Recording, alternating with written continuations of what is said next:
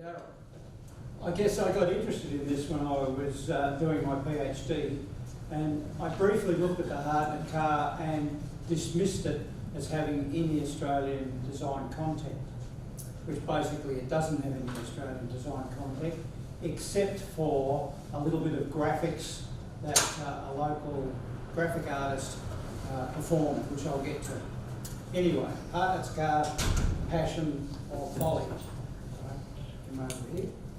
Sir Laurence Hartnett is known as the father of the Holden, a title that was coined by Brian Carlson, director of a TV documentary on Southern Cross TV many years ago, and as a technocratic regard by Joe Rich, who wrote his biography. Hartnett was sent to Australia as MD by General Motors in 1934 to either close Holden down or make it profitable. By mid-1935, Hartnett believed an Australian car was inevitable, and perhaps he held the view that he would be the one to make it.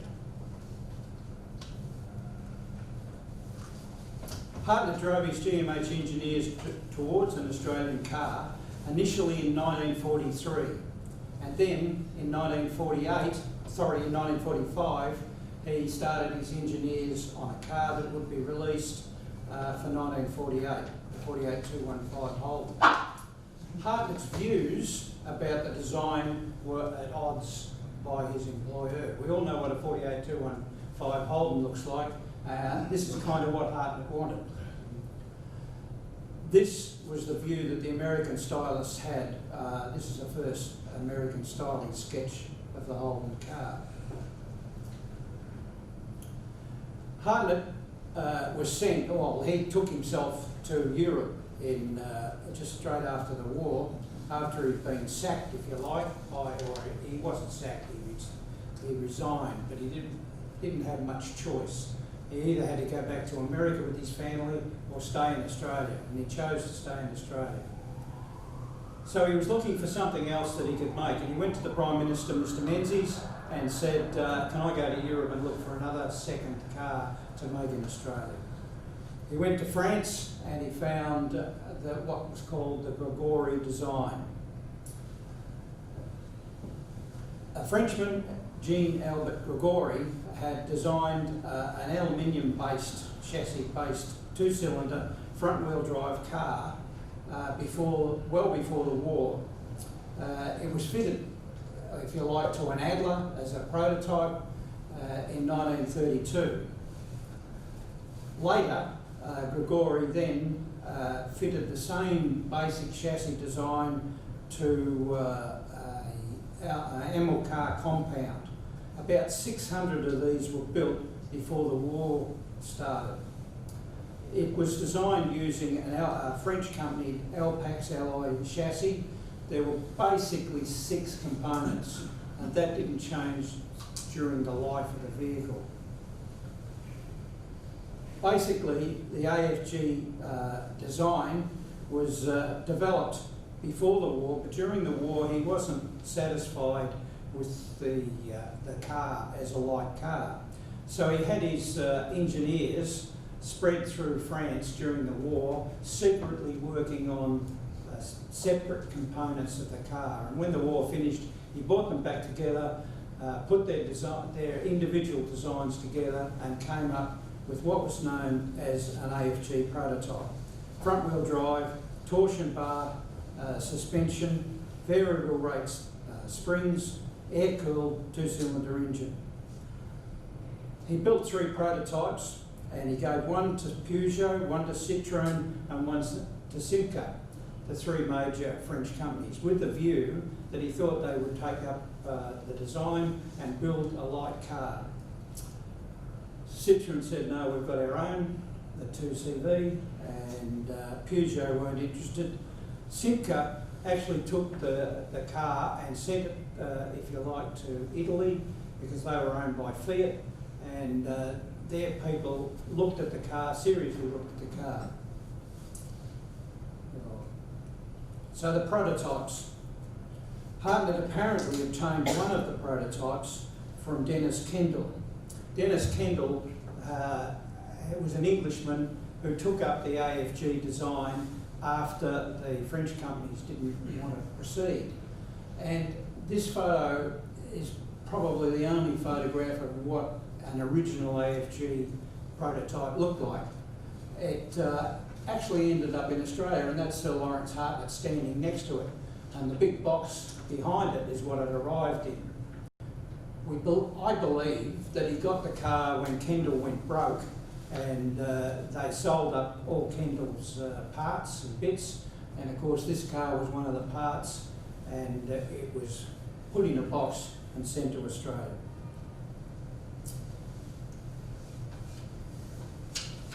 Hartnett also purchased quite a bit of the tooling, which saved him a considerable amount of money, and as Kendall had already started production, there were quite a lot of production parts in various component manufacturers, and Hartnett got these at a very cheap price also. This left-hand drive prototype was probably converted to right-hand drive. This is a photo probably of this car, stripped of its body, sitting in the factory in Sydney, the Comeng factory, and it's prior to them converting it to right-hand drive. So this is what Comeng used as basically as a Hartnett prototype.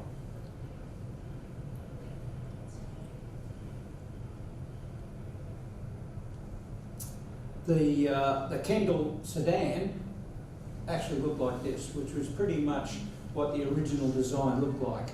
The one you saw before was a tourer, if you like. This was a sedan. And one can understand why perhaps it wasn't successful. This is the version that Panhard built later on, called the Dyna X. This was reasonably successful, except that much to Grigori's annoyance, they took the aluminium chassis out and put a steel chassis in it, and they made several engine modifications, probably for reliability, I suspect.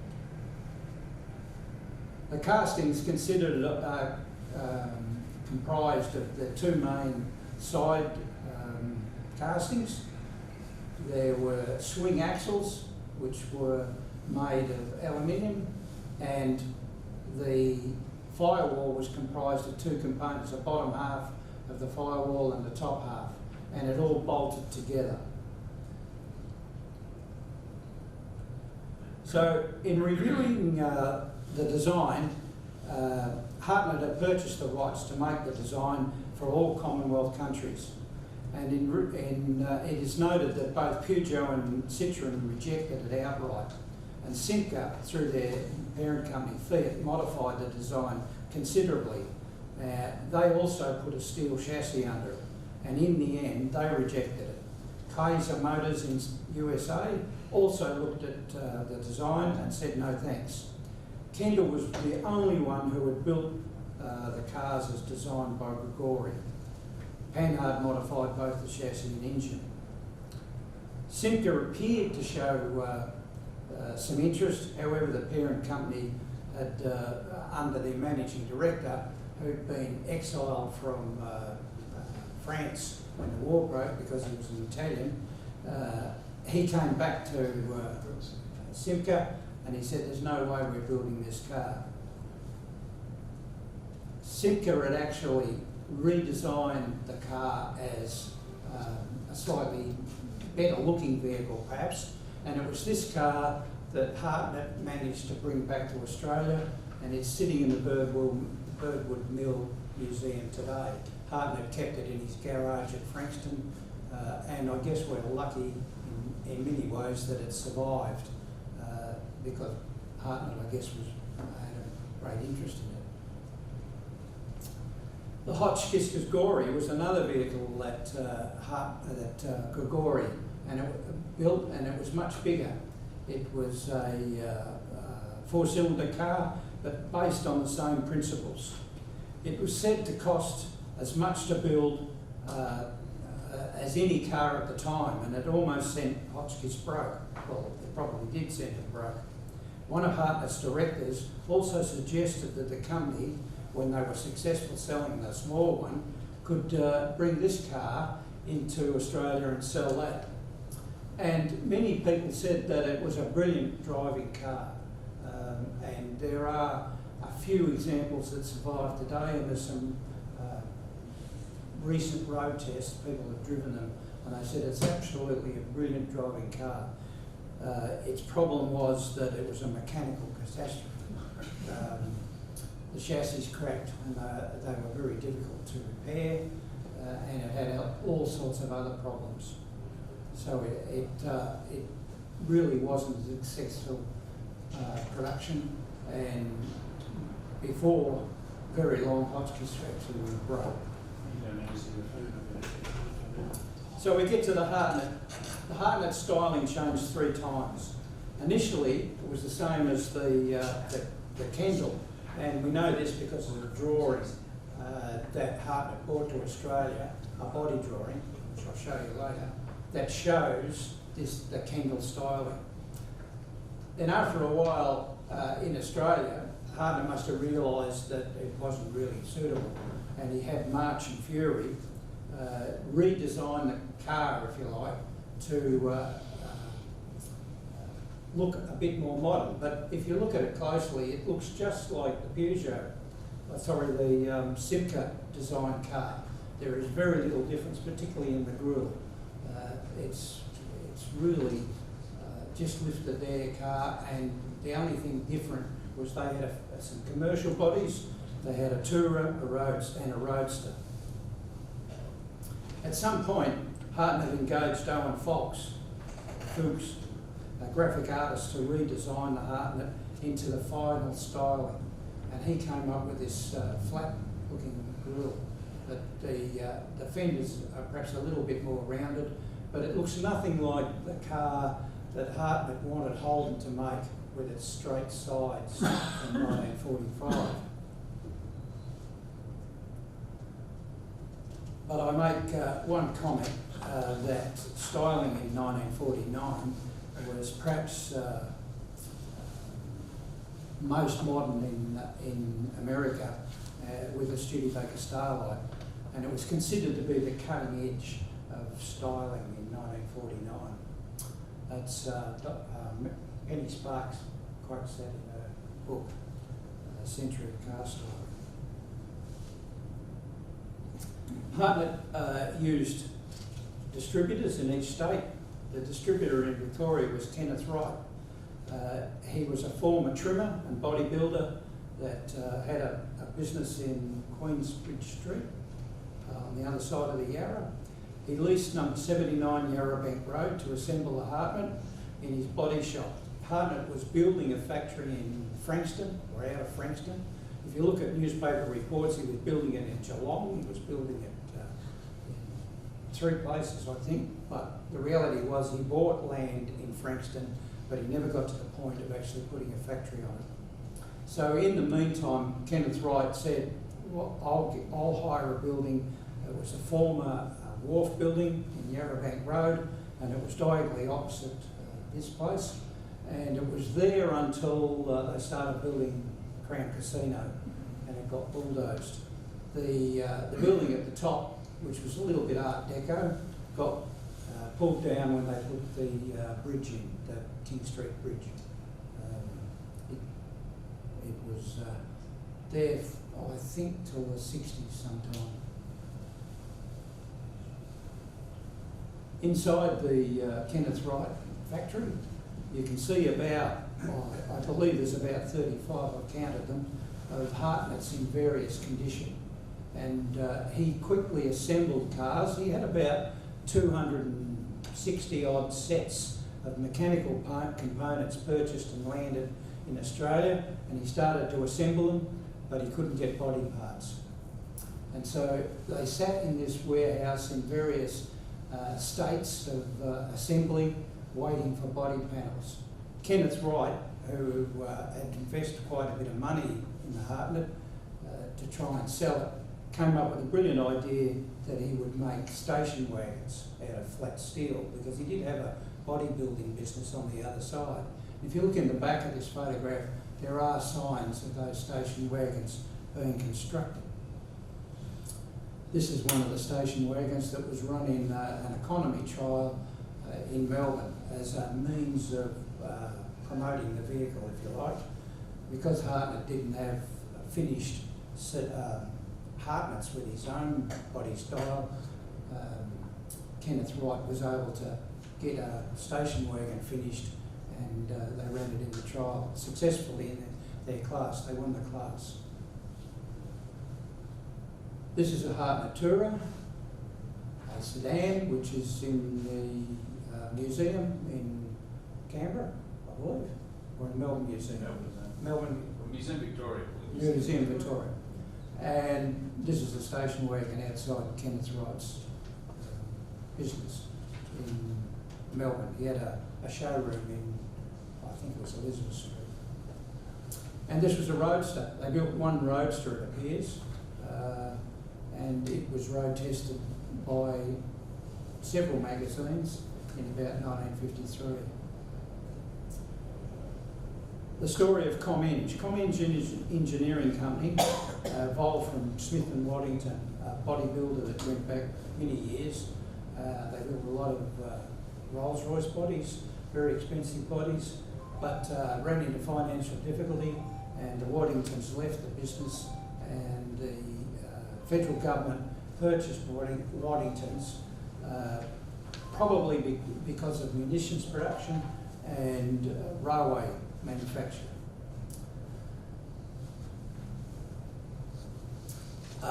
When Hartnett approached them to make car bodies, they were making bus bodies and rolling stock for quite a lot of railways. I talked about the drawing of the Kendall car. This is the drawing that Hartnett, seems to be the only drawing that's survived anyway, that Hartnett bought from England. And he had the drawings redone, because originally the drawings were all in metric dimensions when Grigori did them, and Hartnett sent them to a place in England and had them redone in imperial measurements. And this shows that he was thinking of making this body in the original Grigori style, if you like.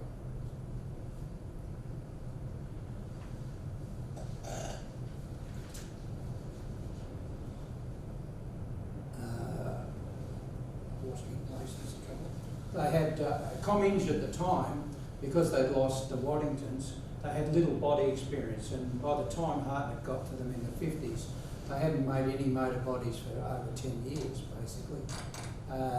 They purchased the wrong press. They needed a panel press to press the panels, and they purchased a press that wasn't a double-acting toggle, which means that they had no way of holding the steel when the press came down to draw a large panel, and the panels moved in the press, and so that the finished panel was warped or distorted. So that was one problem they had. The other problem they had was that they were really underwhelmed or overwhelmed by the job, so they subcontracted it out, and that caused them problems as well. And one of the companies they subcontracted out was the wheel manufacturer in South Australia, and they didn't press panels either. And when the proof panels came back and Hartnett looked at them, he rejected them all. So there was a compounding error of panel manufacture. ComEng don't appear to have produced any drawings. The history of the ComEng history does not mention any drawings being done by ComEng. But they did make a mock-up car, which is probably built out of wood and perhaps some clay for the grille. These are the only photographs of it that exist in the ComEng works. Interestingly, you can see a railway goods truck sitting behind it. As I mentioned, Hartnett had Motor Panels Coventry Limited redraw the Kendall body. This was organised by a guy called E.C.H. Shillacre, who was the former managing director of General Motors Europe, or Britain, and that's probably how Hartnett knew him, and when he retired, Hartnett got him to be his agent, if you like, or his representative in London. The press that they bought was a Johns 500-ton press, and it was probably ideal for pressing flanges on bus bodies, but it was no good for pressing car bodies. The other thing they did was they needed a body engineer, so they hired a body engineer who came from a muffler manufacturer in Sydney and probably didn't have not much experience in motor body design either. So both Comenge and Hartnett had poor documentation and poor communication, and that came out in a court case that subsequently happened. The guy that was supposedly Holden's on-the-ground body engineer who came from Holden, he used to go up to Sydney and the Comenge people, and he would stand in the factory and they would make decisions on the fly. Nothing was ever documented. And this was one of the reasons Comenge claimed that they failed to adequately design the body. There's the prototype car, if you like, or the mock-up car, and below it, the first car that Comenge managed to put together. This car was actually driven to Brisbane by two Comenge engineers, and the two people doing it. It suffered engine failure, and they managed to drive it back from Brisbane to Sydney on one cylinder. I'm not sure how they did that, but anyway. Problems. So if we look at the 1951 market, we have Holden selling 47,000 plus, Ford 56,700, Chrysler 25,000. And these were all comfortable closed saloons with 6 or 8 cylinder engines. Hartnett originally forecast 10,000 vehicles he would produce in 1951, but he quickly modified that back to about 2.5. He says he built about 140. I can really only estimate that he probably built less than 75, probably closer to 60 than 75. Unfortunately, the registration figures are a bit hit and miss in some states. Initially leading up to the announcement, Hartnett received good press. Everyone was interested in a new Australian car. But when he didn't have cars to give the press, they lost interest. And they didn't pick that interest up until about 1953, when the first production cars came off the line. Hartnett also upset the bureaucrats with his egocentric approach. He was apt to embellish statements made by others. For example, he claimed the Victorian governor was a great enthusiast of the car, when all the Victorian government actually said was, I think your scheme was a good one.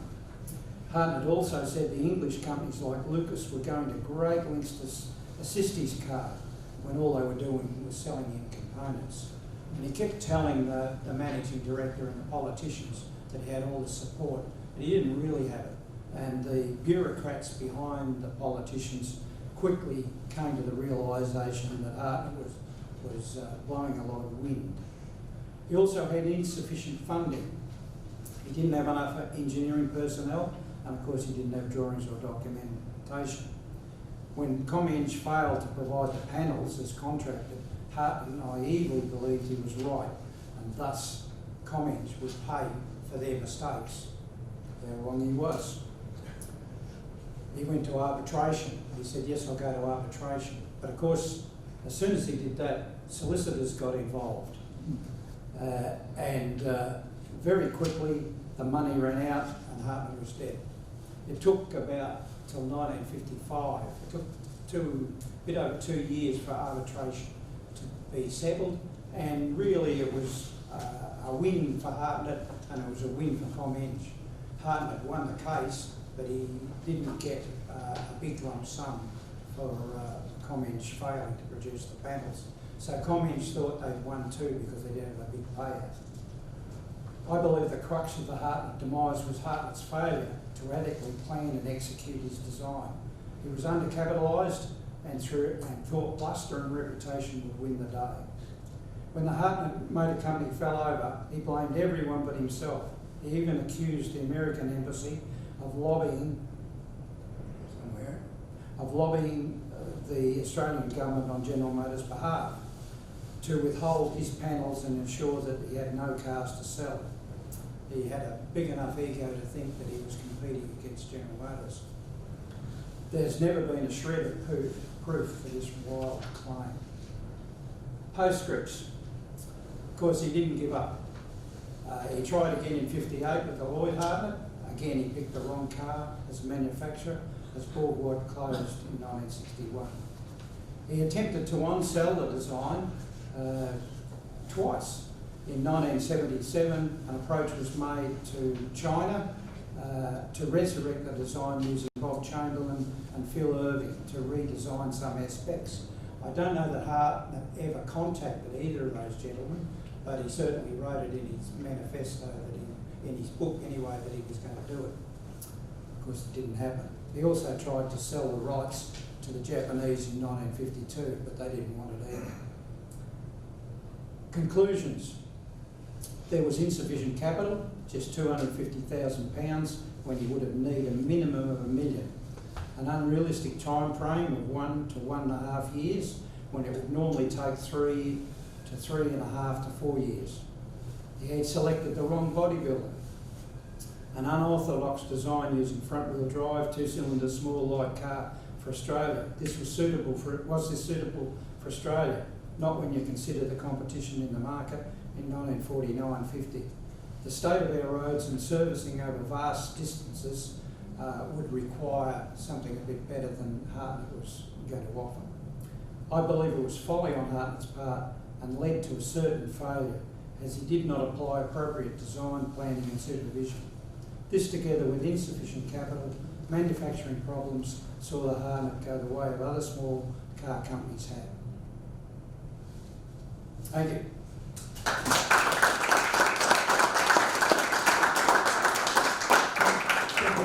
We will have time just for one quick question. Whilst you think about who's going to ask that, it'll be Harriet. Thank you. I recall it wasn't that long ago, despite the limited number of Hartnetts that were built, that even when they came up for sale, you practically couldn't give them away. Nobody wanted a Hartnett. Of course, that all changed a few years ago at Motor Classica, when This car, Terry Dow set all sorts of new records for a Hartnett vehicle, more than probably tripling the price, the best price ever paid for a Hartnett. I was recently over at the Bay of Birdwood to find that the National Motor Museum has actually just acquired one, and if you're so inclined, you can jump on the internet because they've got a crowdfunding page going up, looking for people to assist in the restoration of another little Hartnett Pacific. Harriet, your question. Norma, thanks for that. It was really interesting. I just am incredibly puzzled how Hartnett got himself into that mess, because by all accounts, unless we have to review this part of his history as well, he's a very good director of GMH, and he knew how to run an automobile factory. I mean, he worked with engineers. I just don't see those two human beings being the same person. Is it wrong? At Holden, he had vast engineering staff. He had Story. He had a vast manufacturing staff. He had John Story, yes. He had but he would know you'd a lot of need people those things. that he could just sit in his office and say, do this, do this. Yeah. Other With people this might car, have been doing that stuff. Well, this is what I think. Do we with have to this actually car, revise he the had no one to history of Hartnett? had no one to direct. He wasn't an engineer. Yeah. No, he was a manager, not an engineer. That's but even a manager, a good one, and the story is he was good, knows what you need to put a car together.